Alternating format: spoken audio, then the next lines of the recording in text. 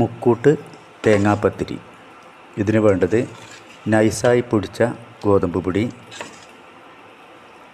റവ രണ്ടും ഓരോ കപ്പ് വീതം, 3 സ്പൂൺ പുട്ടുപൊടി, ഇതിലേക്ക് 2 ചെറിയ ഉള്ളി അരച്ച് ചേർക്കുക. ശേഷം 1 ടീസ്പൂൺ ചെറിയ ജീരകം ഇടുക. വലുതായി ചിരവിയ നാളികേരമോ അല്ലെങ്കിൽ ചെറുതായി നുറുക്കിയ നാളികേരമോ അല്പം ഇടുക. 3 ടീസ്പൂൺ നെയ്യ് ഒഴിക്കുക. പാകത്തിന് ഉപ്പ് ചേർക്കുക. നല്ലപോലെ ഇളക്കി ചേർത്ത് കട്ടയെല്ലാം ഉടച്ച് അല്പം കട്ടിയിൽ തന്നെ മാവാവുന്നവരെ ഒരു 5 മിനിറ്റ് അതിനെ അടച്ചു വയ്ക്കുക. ശേഷം ദോശക്കല്ലിൽ വെളിച്ചെണ്ണ പുരട്ടി ആദ്യത്തെ വെളിച്ചെണ്ണ വറ്റും വരെ ഒന്ന് നിന്ന് രണ്ടാമത് വെളിച്ചെണ്ണ പുരട്ടി അതിലേക്ക് ഒരു കൈയിൽ മാവൊഴിച്ച് മുകൾ ഭാഗം മാത്രം ഒന്നമർത്തുക.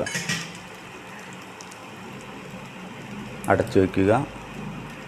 തീ വളരെ ലോയിലായിരിക്കണം ഇതുണ്ടാക്കുമ്പോൾ, എങ്കിൽ മാത്രമേ അതിന് യഥാർത്ഥ രുചി വരികയുള്ളൂ. മാത്രമല്ല അടി കരിഞ്ഞ് പോവുകയും ഇല്ല. മുകൾ ഭാഗം വെന്തു തുടങ്ങിയെന്ന് ഉറപ്പായാൽ അവിടെയും വെളിച്ചെണ്ണ പുരട്ടി നല്ലപോലെ മറിച്ചിട്ട് അങ്ങോട്ടും ഇങ്ങോട്ടും മറിച്ചിടുമ്പോൾ വെളിച്ചെണ്ണ പുരട്ടിക്കൊണ്ട് അല്പം വേവായാൽ അടപ്പ് തുറന്ന് മാറ്റിവെച്ച് അടുത്ത പത്തിരി ഉണ്ടാക്കാം. ഇതിലേക്ക് ഉണക്കമുളക്, പുളി, ഉപ്പ്, അല്പം നാളികേരം ഇവ ചേർത്ത അരച്ച നീളൻ ചട്ടിനി പോലെയുള്ള ചമ്മന്തിയോ അല്ലെങ്കിൽ ചട്ടിനിയോ ഉപയോഗിക്കാം.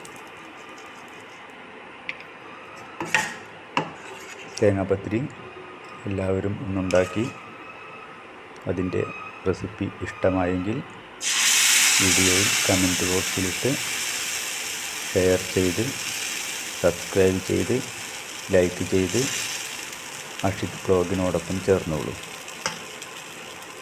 ഇനിയും ടിപ്പുകൾക്കായി അഷിത് ബ്ലോഗ് കാണാൻ മറക്കാതിരിക്കുക. അഷിത് ബ്ലോഗിനോടൊപ്പം ചേരാൻ മറക്കാതിരിക്കുക. അഷിത് ബ്ലോഗിൻ്റെ വീഡിയോകൾ സ്ഥിരമായി നിങ്ങൾ കാണുകയാണെങ്കിൽ സബ്സ്ക്രൈബ് ചെയ്യുക, ലൈക്ക് അടിക്കുക, ഷെയർ ചെയ്യുക, കൂടെ ചേരുക.